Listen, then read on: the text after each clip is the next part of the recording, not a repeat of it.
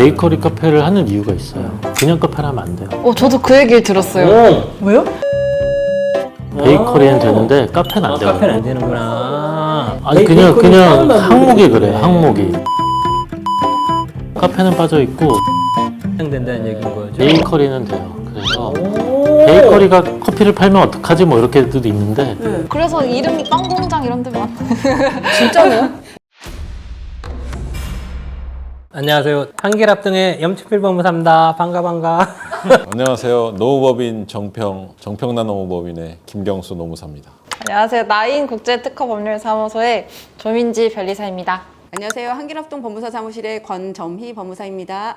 안녕하세요. 세무회계 유정 세무사 김욱현입니다. 개인 사업자가 법인으로 넘어갈 때 여러 가지 것들을 현물로 출자를 하는 과정에서 이 가치가 높으면 높을수록 좋아요. 그러니까 감정이라는 게 원래 갖고 있는 것만큼 받는 게 좋은가 아니면 좀 덜 받는 게 좋은가 그런 것도 있나요? 감정이라고 하는 게 탄력성이 있긴 한데 매우 제한적이에요. 그래서 평가사가 임의로 아주 높게 하거나 아주 낮게 할 수는 없고, 그 다음에 이제 현물 출자자는 낮게 하고자 욕망하시는 분과 높게 하고자 욕망하시는 분들이 있어요. 그거는 현물 출자를 하고 나서 일반적으로 개인 기업이 법인 전환할 때 이제 아까 말씀하셨던 소득세에 대한 차이로 하는 경우들도 많고, 그 다음에는 사실은 상속이나 증여 플랜 중에 하나, 플랜의 일환으로 하시는 분들이 많아요. 개인 기업일 때는 소위 말해 결세할 수 있는 방법이 상대적으로 법인보다는 많지 않거든요. 보통 이제 현물 출자하는 경우는 순수하게 세금 절약적으로 하시는 분들이 한 50% 정도 되고, 진짜 자산가들이 갖고 있는 개인 기업을 법인 전환으로 하고, 그 다음에 두 번, 세 번, 한 10년 정도의 절세 프로그램을 가동을 이제 하는 경우들이 또 한 반 정도 돼요. 그래서 이게 구체적으로 보면 기계는 좀 높이 하고 싶은 게, 이게 뭐 만약에 1억짜리 기계인데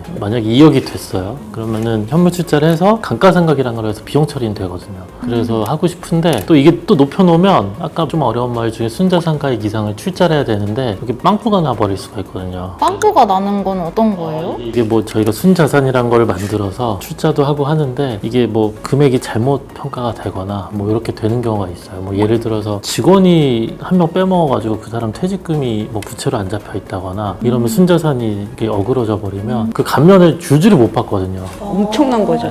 그래서 이제 좀 여유 있게 실무상은 좀 만들어요. 현금이 동원이 좀 필요는 하거든요. 그래서 이거 너무 멋모르고 그냥 했다가 또 일이 생겨서 그런 경우도 좀 있고, 말씀드린 게 이게 두 가지로 했는데 이건 제조업이 하는 거고, 이런 건 이제 전통적으로 그러니까 두 번째 자산가들이 한다는 거는, 저는 이제 뭐 법인으로 이제 증여상속 플랜을 많이 짜니까 되게 핫한 주제가 하나 있는 게, 임대사업하는 아버지가 있으면 요거를 상속을 하잖아요. 그러면 세금이 엄청 나와요. 뭐 한 100억짜리만 3, 40억이 나와요. 요걸 법인으로 싹 바꿔가지고 주식을 주면 한 반 정도는 줄일 수 있거든요. 그래서 그게 또 아주 큰 이슈여서 좀 더 구체적으로 하면, 개인 자산을 현물 출자를 해주면 법인으로 취득세는 내요. 현재 임대업이면 대신 양도세는 2월을 할 수 있거든요. 근데 더 깊숙이 가면 50% 이상 팔면 또 안 돼요. 50% 이상은 5년간 팔면 안 되고 5년 후에 또 이제 정리를 하면 되거든요. 또 그 사이에 이제 막 엄청 복잡한 법인을 또 껴가지고 소각도 시키면 순식간에 한 몇 억이 확 줄거든요. 그게 근데 올해 좀 개정사항이 들어와가지고 내년부터 개정이 들어왔어요. 개정이 되는 건 어떤 건가요? 아, 이게 좀 너무 복잡해지는데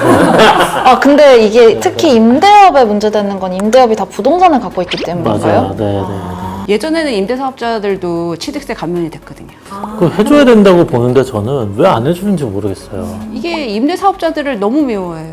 우리나라 왜 이렇게 미워하는지. 부동산에 대한 정책을 취득세나 양도세로 하기 때문에 그렇게 되는데, 이게 사실 취득세는 국가로 보면 되게, 좀 이렇게 말이 되나?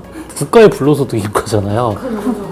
이게 뭐 완전 취득 행위 자체에서 엄청나게 때리는 거니까. 그거 하고 싶은 얘기 되게 많은데요. 아, 그 국가의 불로소득이라고 하는 게 동의하고요. 그리고 임대소득을 되게 안 좋게 보는 게 당연한 게, 이건 자본소득이잖아요. 자본소득이 왜 나쁜지 모르겠어요, 저는. 이게 자본에 대한 리스크가 훨씬 큰데, 그 사람들은 이거 망하면 건물 전체를 날려먹는 건데, 왜 그 사람들한테만 과중하게 하는 건지 너무 좀 열을 내긴 했지만, 내년에 또 그쪽에 개정상이 또 들어왔거든요. 부동산 임대법인에. 임차인이 돈 안 내기도 하잖아요. 임차인이랑 요즘은 임대인이 카드가 한 개밖에 없어요. 3개월 밀리는 거 명도밖에 없고. 말씀하신 게 왜 우리가 노무 쪽에서 봤을 때 고용인이 할 수 있는 게 너무 없잖아요. 그것처럼 임대인이 할 수 있는 게 없어요. 임대차 보호법으로 임대차를 보호해 주는 거랬구나. 근로기준법처럼. 임차 임만 보호해. 차임만 보호하니까. 물론 불로소득이 좋긴 하지만 뭐 근데 속으로는 다 우리의 꿈이잖아. 그래놓고 불로도 아니던데 보니까 할 일이 많던데. 엄청 많아요. 네, 신경 쓸 거 엄청 많고. 잠도 못 자고 저 그 얘기도 들었는데 그거는 또 맞나요? 제가 뉴스를 통해서 막 우연히 봤었는데 임대 사업자인 것 같아요. 그러니까 임대 사업자들이 이제 갖고 있는 뭐 지방의 큰 땅들이 있잖아요. 그게 맞는지 한번 팩트를 체크해 주시면 좋을 것 같은데 저는 짧은 지식이기 때문에 그러니까 이 사람들이 이걸 그대로 이렇게 자식한테 증여를 하거나 상속하게 되면 이게 너무 많은 그러니까 세금 발생하니까 이게 자녀분들한테 요즘에 엄청 커다란 베이커리 카페나 엄청 커다란 대형 카페들이 막 생기고 있는 추세인데 그게 거기 무조건 필수가 거의 다 베이커리가 엄청 많거든요. 막 되게 이게 유지가 될까라는 수준의 퀄리티와 그래서 엄청난 평소 적어도 몇백 평 이상의 이런 카페들을 해서 만드는 경우가 있는데 그게 사업전환하면서 그 카페를 세워서 몇 년 동안 그 유지하면 세금이 막 많이 감면된다. 뭐 이런 거 뉴스를 봤었거든요. 그게 가능한가요? 약간 다른 차원에서 얘기를 하면 예를 들어서 나대지를 그러니까 현물출자에서 법인을 만들면 취득세도 감면이 하나도 안 되고 업무무관 부동산이라서 그래요. 세금 혜택이 하나도 없어요. 예를 들면 그 나대지에다 지금처럼 말씀하셔서 카페를 만들어요. 그러면 나대지랑 건물이 그 사업용 고정자산으로 바뀌어요. 예를 들어 사업용 고정자산으로 바뀌는 순간에 개인이 갖고 있는 나대지를 갖고 그대로 현물출자를 해요. 세금 혜택이 하나도 없어요. 법인으로 만들어지는데 양도하는 사람은 양도소득세 다 내야 되고 취득하는 사람은 취득세를 다 내야 돼요. 베이커리 카페를 만들었어요. 만들어서 이거를 법인으로 전환해요. 그럼 이게 사업용 고정자산이 되니까 취득할 때 취득세가 75% 감면이 돼요. 그리고 양도소득세는 아까 세무사님 말씀하셨듯이 이 법인이 이거를 제3자에게 팔 때 그때 여기서부터 여기까지 양도차익이 과세가 되거든요. 만약에 이 나대지를 갖고 있던 사람이 다른 여러 가지 재산이 많이 있어요. 그러면서 이 상속이나 증여 플랜을 좀 가동하고 싶다라고 할 때 사업적으로도 안목이 있다라고 한다면 그러한 고민을 해볼 수도 있는 거죠. 베이커리 카페를 하는 이유가 있어요. 그냥 카페를 하면 안 돼요. 저도 그 얘기를 들었어요. 왜요? 창업세액공제가 베이커리는 되는데 카페는 안 되거든요. 카페는 안 되는구나. 제조라고 보나? 그걸? 되게 웃기지 않아요? 그 제조인 거예요? 아니 그냥 항목이 그래요. 항목이 제조는 아닌데 업종에서 카페는 빠져 있고 창업 중소기업에 해당된다는 얘기인 거죠. 베이커리는 돼요. 그래서 베이커리가 커피를 팔면 어떡하지 뭐 이렇게도 있는데 뭐 그건 그때 생각하면 되고 그래서 이름이 빵공장 이런 데 많아. 진짜요?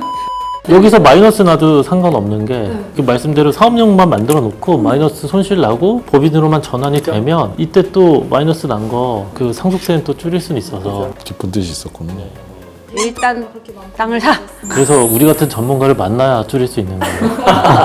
아무나 만나면 못 만나는 거. 이게 진짜 되게 디테일한 부분들이 있네. 뭐 업종이라던가 아니면 진짜 플랜을 짠다고 했을 때 아까 말씀하신 것처럼 뭐 10여 년 이렇게 플랜을 짠다는 게 그 옛날 스타일은 나대지가 있는데 어떻게 해요 그러면 옛날 뭐 이렇게 해야 되나? 옛날 전문가분들은 빨리 증여하세요 였거든요. 근데 요즘은 법인 세워서 베이커리 카페 만들고 주식을 증여하고 상속하세요 요. 그러니까 이제 차원이 틀려진 거죠. 나 왠지 이럴 줄 알았어요. 거기다가 뭐 심으세요 이럴 줄 알았어. 저도 이제 가족법인을 참 좋아하니까. 네네네. 거기다 심어서 상속하는 것도 돼요. 농지가 되니까. 진짜 농지 만들으라고. 아, 이